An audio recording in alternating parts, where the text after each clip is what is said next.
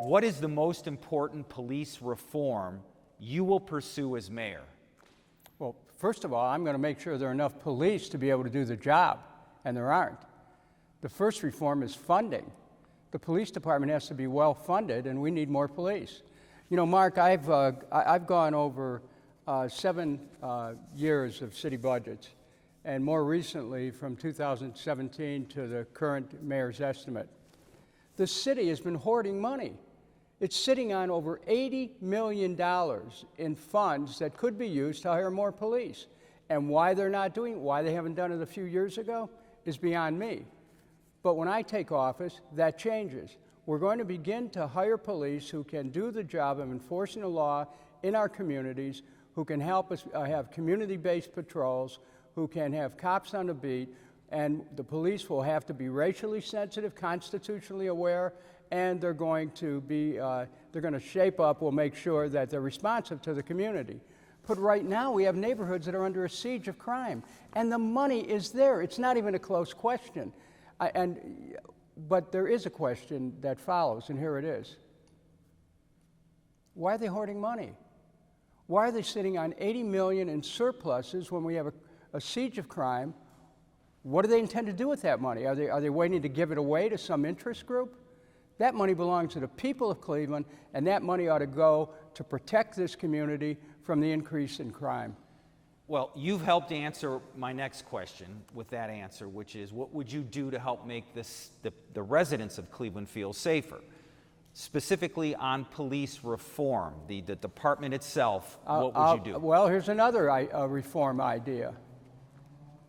Police must be permitted to pursue violent felons. Right now, police are told to stand down. They've been told to stand down at many critical points. And that's not right. We ask people to be in law enforcement so they'll enforce the law. When a crime is being committed, they shouldn't be told, well, you can't enforce the law.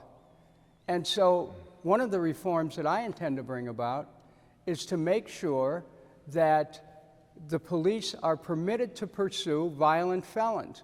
They're not told to stand down. All right, you've jumped ahead, which is great. I'll go right to that question. Illegal dirt bike riders have become not only a symbol of lawlessness, but do pose a real threat.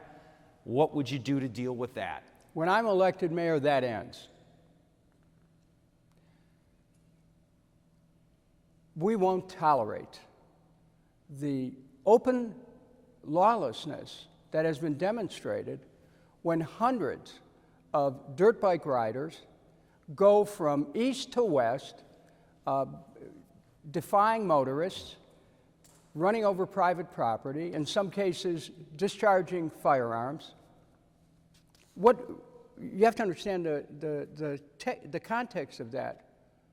What's being said here is that they're in charge of the streets. In other words, there is no law. They're the law. Wait a minute. I mean, that has to stop. And as mayor, I intend to crack down on all of those gangs who feel that they have the right to take over neighborhoods, to take over parks, to take over streets, to bring a form of lawlessness to this community. People want to see a mayor who's strong, who isn't afraid to take up this challenge, who isn't going to dance around these issues. Are people's civil rights going to be protected? Absolutely.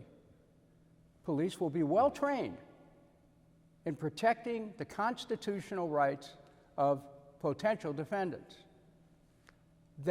Police must be racially sensitive. But when law enforcement must occur, the real question is not what is the color of the suspect, but is the law being violated? I want to make sure that there are more individuals who come from across the city invited to participate in law enforcement. I mean, it's mandatory that we have more individuals who are from minority communities, so they're representative of the city. You have to remember, 44 years ago, I appointed an African American to head the safety department. Jim Barrett, my safety director, was in charge of police. Now, why did I do that? I did it to make sure that the enforcement of law would be non-discriminatory. Everything falls apart if you have any discrimination of any kind. And I intend to be very firm on this issue and send a message through to the police about that. Last question on crime and safety. Neighborhood police mini stations, would you bring them back? I'll bring back beat patrols.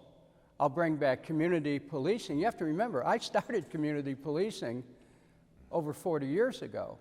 That was my innovation. So I'll bring that back. I mean, it's not about just a place for police to sit.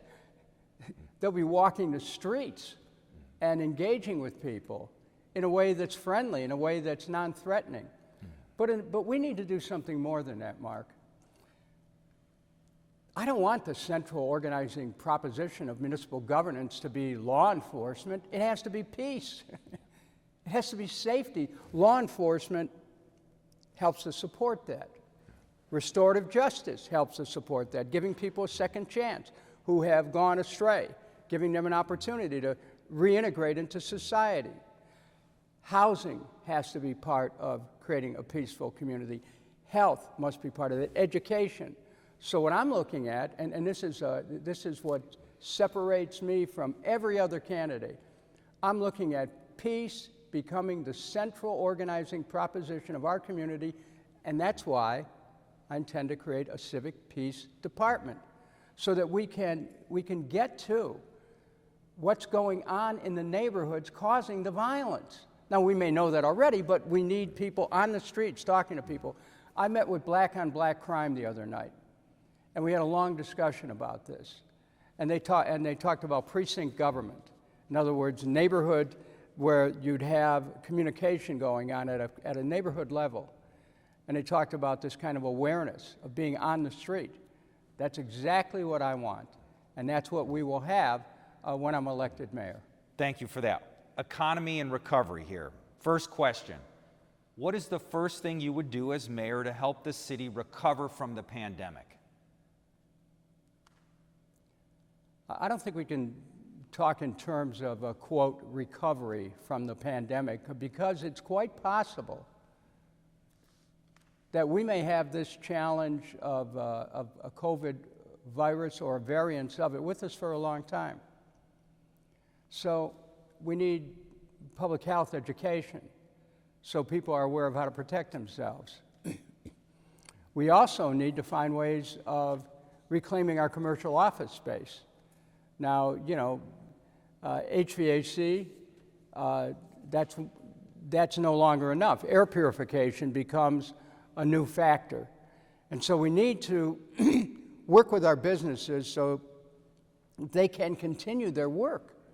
I mean, you look at downtown Cleveland, and how much of the commercial office space was already vacant before the pandemic, and with the pandemic, people are not going to downtown. We have to create circumstances where the health of the workers will be protected sufficiently so people can go back to work. Another thing we need to do is to stress Cleveland's centrality in this changing global climate. We see cities in the South, in the Southwest, in the West in trouble because they don't have access to water. We have probably the greatest asset in the world. We're positioned on the largest supply of fresh water in the world.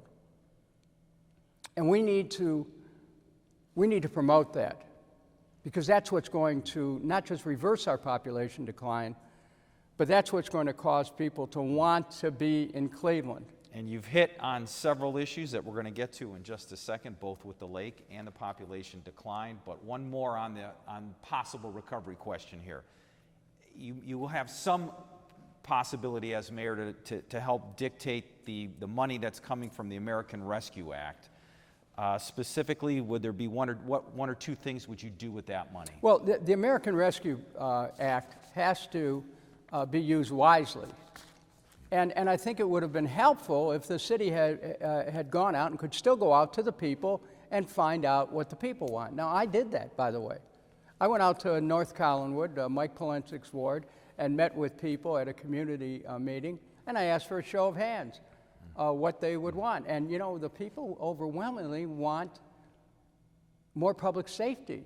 They want their neighborhoods to be protected. Now, since then, in the infrastructure bill, there's more money for community policing. That's a great thing, and I intend to get, you know, some of that.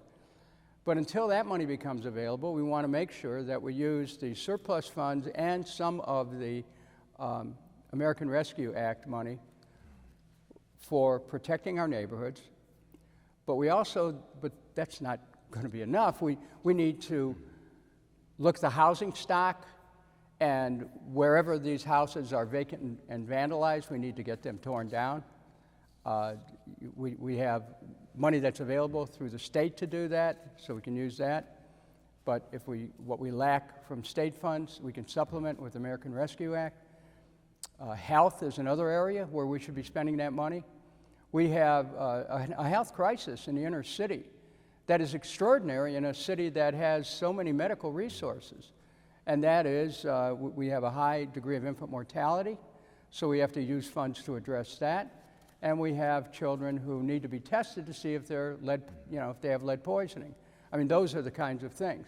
But beyond that, that $511 million should be used to leverage economic development in our neighborhoods. I want to see Shaker Square redeveloped. It's been one of Cleveland's jewels for generations, and it's been left to decay. I want to see tens of millions invested in Shaker Square. I want to see tens of millions invested in the Lee Harvard area, which is another area that's been neglected, and yet the homeowners out there are paying high property taxes, they're paying income tax, and they are not getting value for their dollars. So, you know, I have thought about this in a granular detail, where the money should go. But I'll tell you one thing.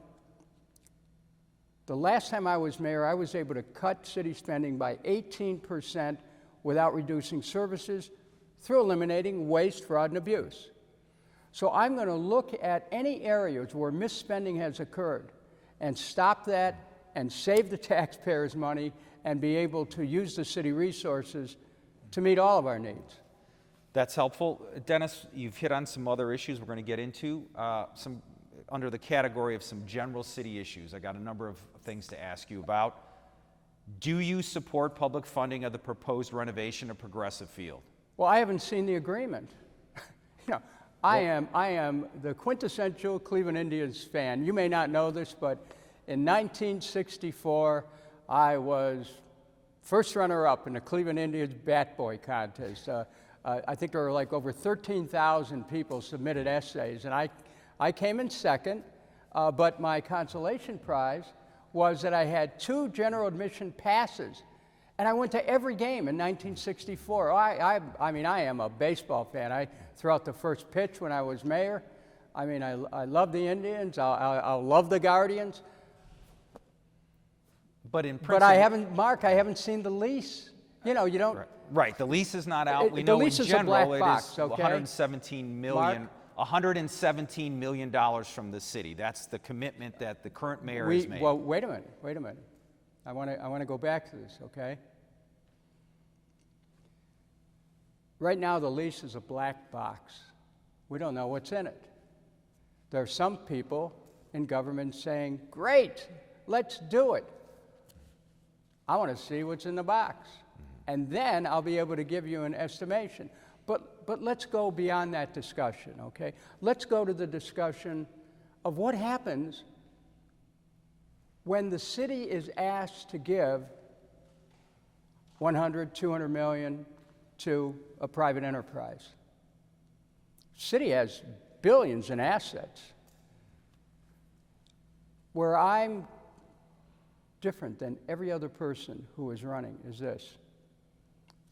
I see myself as the head of a $3 billion corporation, you know, $1.8 billion general fund, $1.2 billion schools.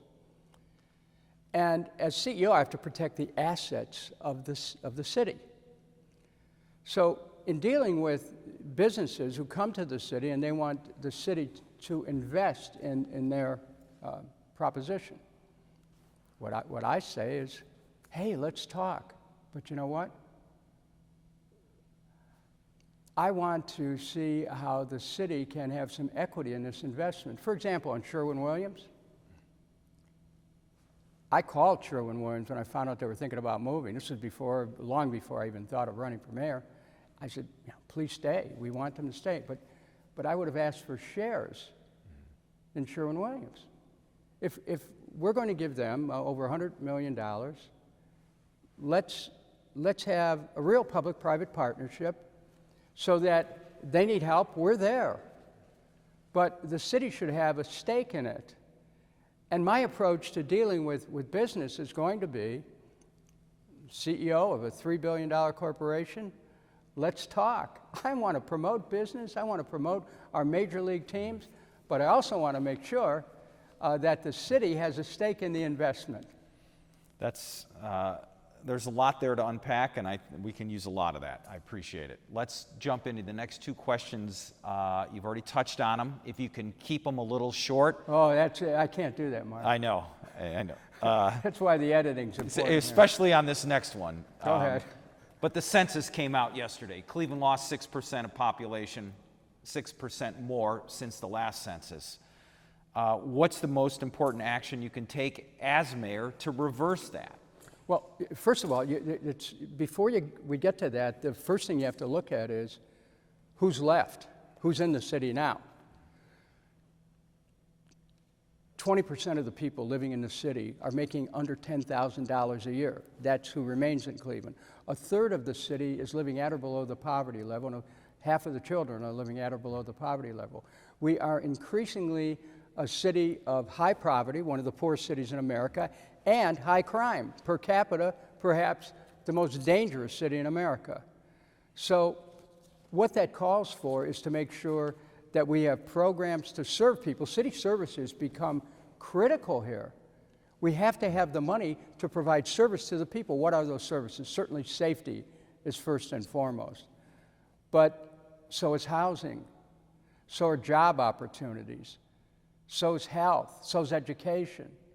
So as mayor, I take an approach that integrates all of these factors in being of service to the people. And at the same time, I think we can promote Cleveland, and I'm certainly willing to do that nationally in reaching out and explaining why, with our access to fresh water, we are the place to be in America. And so, I can do that. The other thing I want to state, what separates me again from all the other candidates, is that given our population decline and our increased needs for social and economic assistance, I'm better positioned than anyone to go to Washington, D.C. and to ask for help from either side of the aisle, because I've worked with people for 16 years and built relationships. I've known Joe Biden since 1972. And I have these relationships that will be of benefit to the people in Cleveland. It'll be like having an extra congressman, except I'll be the mayor. I give people a chance to have the case of Cleveland brought before Congress. And Cleveland needs a lot of help. I mean, when you look at our poverty and our crime, is there any other city in America that should require more attention from Washington than the city of Cleveland? I don't think so. Probably you could make the correlation on this next question as being somewhat related to everything you said, but does Cleveland have a systematic race problem that divides us, and how would you address it? No more so than any other city in America. You have to remember that 20 years ago, I said that there should be reparations. 20 years ago, I recognized the need to repair the breach of the evil institution of slavery, which separated us from our humanity and from our sisterhood and brotherhood with people of color. We have much to do in that regard. What can we do? We do it in sometimes small ways. I mean, when I was mayor the last time, half of my top appointments went to the African American community. Why? Because it was the right thing to do. We need to make sure that there's a sharing of power, a sharing of jobs, a sharing of the city resources.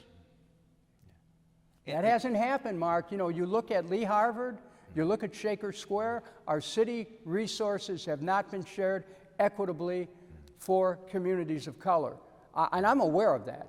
And so racism is something that we must always be aware of. it's in a way, it's the subtext of our existence. I mean, look at, here we are inside this theater. There aren't many individuals of color here. It's just, it's a fact of life. So what we need to do is to find ways every day to try to bring about that balance. But we have to remember, it is a societal problem. It's also a challenge for a city. I can't just say, well, this is what society has done. No, we have to deal with the effects and stop more causes of it. Finally, education. Well, that's all right. That's exactly where I'm headed. And we know the pandemic has exposed another divide because the education of people in Cleveland isn't the same as it is in the suburbs because they don't have access to the internet. So what would you do as mayor to make up that educational loss that the Cleveland kids suffered in the pandemic? What would you do to address it? We're spending more per capita or per child than many school systems and some private school systems. We have to look at each child as a precious resource, as a message we're preparing to send to the future. And the children have to be well prepared, and they're not being well prepared. The pandemic is one reason, but it's, in and of itself, it's not. Even in a pandemic, we must make sure that the children who are struggling receive remedial help. So that means we need more tutors. We need more mentors. We need to focus on basics, reading, writing, arithmetic. This isn't just about passing a test. It's about being able to function in a society. We need to give those young people exposure to a variety of possibilities. This is why extracurricular activities are critical. Arts, sports. We need children to be exposed to the possibility of working a trade. I mean, we have wonderful tradesmen and women in this town. Let's bring our children into the awareness of how they can work with their hands to make a living. Mm-hmm. We need to look at each child and the environment in which they're living. You have to remember that the schools can't deal with the environment outside the home. They actually will create an environment which may protect the child from the environment they're coming from. So we have to make sure the children are well fed in the schools, that they receive medical attention in the schools, that they're tested in the schools that, for their medical conditions, that they are provided with proper clothing in the schools. Schools have become not just educational vehicles, but they're social service agencies as well. I want to see more money put into classrooms. Right now the Board of Education is top-heavy with administration. What's that about? I mean, money needs to go into the classroom. Money needs to go to teaching. Money needs to go to enriching the lives of the individual students. As someone who has been a top member of the United States Congress Committee on Education, I am well prepared to look at the whole range of issues affecting elementary and secondary education in our city, but to do it not by looking at some broad-based approach, theoretical. We have to look at the individual child, and we have to do everything we can to protect the treasure of the life of each child. That's helpful, Dennis. This is what we're calling the lightning round. Just some lighter questions for you to answer off the top of your head. It's not a pop quiz. Can I talk to Andy? No, just kidding. All right, so what is your favorite city park? My favorite? City park. Oh, the Worthington Park. It's behind the First District. Okay. My wife and I walk there all the time. We love it. All right, I think I know the answer to the next one. Cleveland Indians, Cavs, or Browns? Favorite team? Cleveland Indians or Browns? Cavs or Browns, which of the three is your favorite Cleveland sports team? Well, some of my friends like the Indians, and some of my friends like the Browns, and some of my friends like the Cavs. Me, I'm for my friends. Okay. Here's one. Who's been the best mayor during your lifetime of Cleveland? Carl Stokes. No question about it. Burke Lakefront Airport, keep it open or close it? Build the most beautiful park in the world, right there.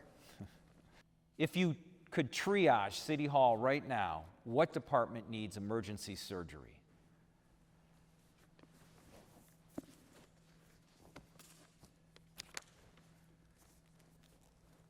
The mayor's department, they have people falling over each other, trying to figure out what they do. I'm going to reorganize the mayor's office and the cabinet. I have the plan right here, by the way. I mean, just in case I was asked, okay? Cleveland's corporate community, friend or foe? Oh, I'm their new best friend. And Yeah. I'm their new best friend. I mean, why else would a leading industrialist, Ambassador Crawford, be supporting my campaign? He realizes I have what it takes to make the city move for business. Okay. Who's your second choice for mayor in this term? Zach Reed. Zach Reed. Oh, I think Zach is terrific. What's your favorite Cleveland restaurant? Cafe Roma. Okay. And Dennis, I know you do play a little basketball, but what is your workout routine or pastime? I walk fast everywhere. Yeah, we noticed. I when you run came in. upstairs. I have so much energy, I have to keep moving.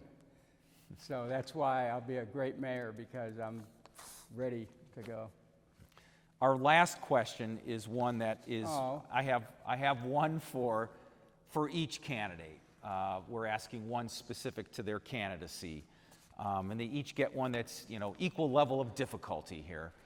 Nothing that I'm sure you can't handle. Your 2-year mayoral tenure was marked by drama and default, something Cleveland spent decades trying to get past. You've said that you've matured and that the problems were created in part by a corporate community against you. How can you ensure voters that the next tenure will be different? Well, people know they can trust me because I took a stand against all odds and saved Muny Light, which is now Cleveland Public Power. As a result, I saved the people of Cleveland hundreds of millions of dollars in taxes and on their utility bills. They know that when the chips are down, when the pressure's on, that I'm there for them. And that's what they know as a result of that experience. And yes, I wrote a 660-page book about it, which I'd be happy to have Channel 3 do a serialized installment of. But the truth of the matter is I put my life on the line. There was corporate espionage and sabotage, a mob-directed assassination plot, which Channel 3, by the way, uncovered. And am I older and wiser? Oh, yeah. But am I still willing to take a stand for the people? Sure, of course.